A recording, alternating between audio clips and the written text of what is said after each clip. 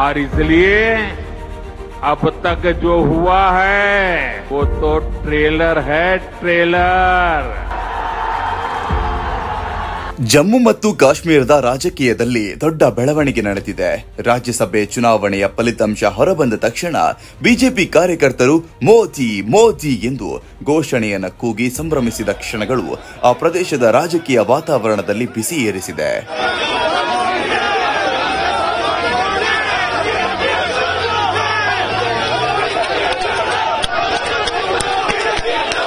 ಜಮ್ಮು ಮತ್ತು ಕಾಶ್ಮೀರದಿಂದ ಈ ಬಾರಿ 4 ರಾಜ್ಯಸಭಾ ಸ್ಥಾನಗಳು ಖಾಲಿಯಾಗಿದ್ದವು.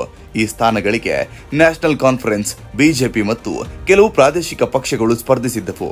ಆದರೆ ಬಹುತೇಕ ವಿಶ್ಲೇಷಕರು ಆರಂಭದಲ್ಲೇ ಎನ್ಸಿಎ ಎಲ್ಲ ಸ್ಥಾನವನ್ನ ಗೆಲ್ಲುತ್ತೆ ಎಂದು ನಿರೀಕ್ಷೆಯನ್ನ ಪಟ್ಟಿದ್ರು. ಕಾರಣ ಎನ್ಸಿಗೆ ಶಾಸಕರ ಸಂಖ್ಯೆ ಹೆಚ್ಚಿತ್ತು. ಬಿಜೆಪಿ ಕೇವಲ 28 ಮತಗಳ ಬಲದೊಂದಿಗೆ ಸ್ಪರ್ಧಿಸಿತ್ತು. ಆದರೆ ಫಲಿತಾಂಶ ಎಲ್ಲರನ್ನ ಅಚ್ಚರಿಗೊಳಿಸಿದೆ. ಬಿಜೆಪಿ 32 ಮತಗಳನ್ನು ಪಡೆದು 1 ಸ್ಥಾನವನ್ನ ಗೆಲ್ಲಿತು. ಈ ಅಚ್ಚರಿಯ ಗೆಲುವಿನಿಂದ ಎನ್ಸಿಯ ಕ್ಲೀನ್ ಸ್ವೀಪ್ ಕನಸು ಭಗ್ನವಾಯಿತು. ಬಿಜೆಪಿ ನಾಯಕರು, ಕಾರ್ಯಕರ್ತರು ತಕ್ಷಣ ಶ್ರೀನಗರ ವಿಧಾನಸಭೆ ಆವರಣದ ಹೊರಗೆ ಸಂಭ್ರಮಾಚರಣೆಯನ್ನು ಆರಂಭಿಸಿದ್ರು. ಮೋದಿ ಮೋದಿ, ಜೈ ಭಾರತ್, ಭಾರತ್ ಮಾತಾ ಕಿ ಜೈ ಎಂಬ ಘೋಷಣೆಗಳನ್ನ ಆವರಣದಲ್ಲಿ ಮೊಳಗಿಸಿದ್ರು. ಬಿಜೆಪಿ ಕೇಂದ್ರ ನಾಯಕರು ಈ ಗೆಲುವನ್ನ ಜನತೆ ನೀಡಿದ ವಿಶ್ವಾಸದ ಪ್ರತಿಫಲ ಎಂದು ವರ್ಣಿಸಿದ್ರು.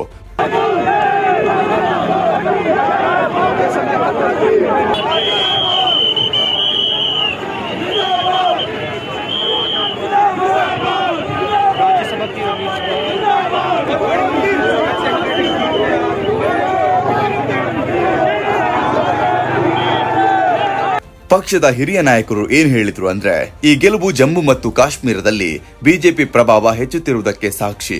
ಪ್ರಧಾನಿ ನರೇಂದ್ರ ಮೋದಿ ಅವರ ಶಾಂತಿ, ಅಭಿವೃದ್ಧಿ ಮತ್ತು ವಿಶ್ವಾಸದ ರಾಜಕೀಯ ಈಗ ಜನರ ಮನದಲ್ಲಿ ಮನೆ ಮಾಡಿದೆ ಅಂದ್ರು. ಪಕ್ಷದ ಕಾಶ್ಮೀರ ಘಟಕದ ಅಧ್ಯಕ್ಷರು ಮಾಧ್ಯಮಕ್ಕೆ ಏನ್ ಹೇಳಿದ್ರು ಅಂದ್ರೆ, ಇದು ಕೇವಲ ಒಂದು ಸ್ಥಾನವಲ್ಲ, ಇದು ಜನಮನದ ಗೆಲುವು. ನಮ್ಮ ಅಭ್ಯರ್ಥಿ ನಿಷ್ಠೆಯ ಮೂಲಕ ಗೆದ್ದಿದ್ದಾರೆ, ಹಣ ಅಥವಾ ಪ್ರಭಾವದಿಂದ ಅಲ್ಲ ಅಂದ್ರು.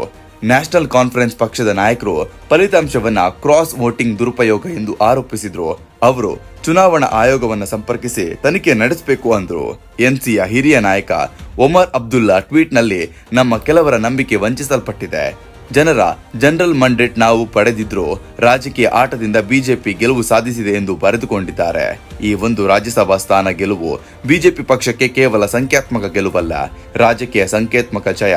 ಜಮ್ಮು ಮತ್ತು ಕಾಶ್ಮೀರವು ಕಳೆದ ಕೆಲವು ವರ್ಷಗಳಿಂದ ಪ್ರಾದೇಶಿಕ ಪಕ್ಷಗಳ ಪ್ರಾಬಲ್ಯದಲ್ಲಿತ್ತು.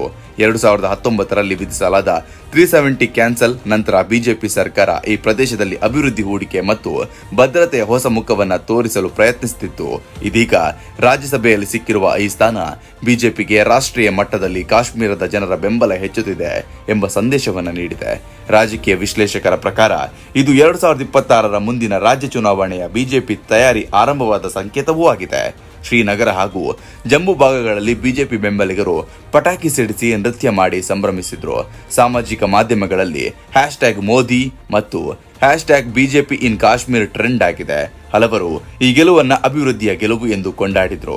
ಮತ್ತಿತರರು ಕ್ರಾಸ್ ವೋಟಿಂಗ್ ರಾಜಕೀಯ ಡ್ರಾಮಾ ಎಂದು ಟೀಕಿಸಿದ್ರು.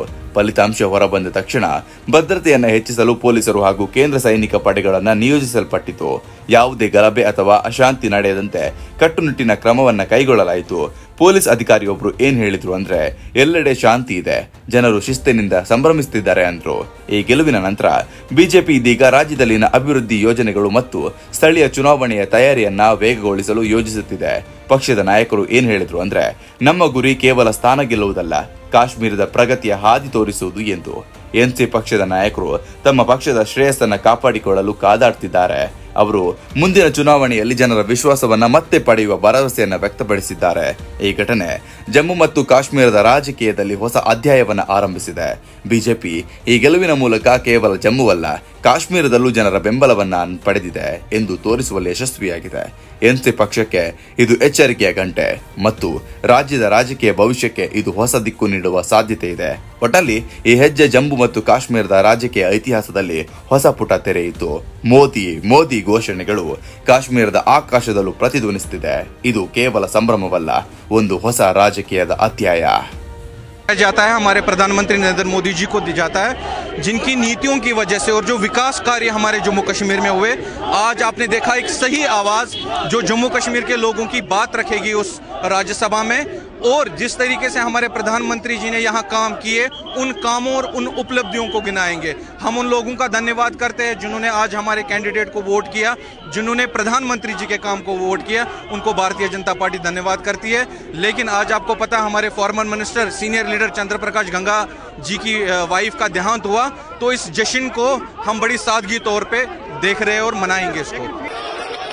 देखिए, बहुत जबरदस्त। मैं सबसे पहले भारतीय जनता पार्टी जम्मू कश्मीर के कैडर को मुबारकबाद देना चाहता हूं कि जिस तरह से सत शर्मा जी जीत के आ गए। ये विकास की जीत है, ये डेवलपमेंट की जीत है, ये उन ताकतों की हार है जिन ताकतों ने यहां भी रीजनलिज्म को डिवाइड करने की कोशिश की, जम्मू और कश्मीर को अलग करने की कोशिश की। लेकिन आज ये डेवलपमेंट की जीत हुई है, विकास की जीत हुई है, और उस पार्टी की जीत हुई है जिस पार्टी ने जम्मू और कश्मीर दोनों को एक नजर से देखा।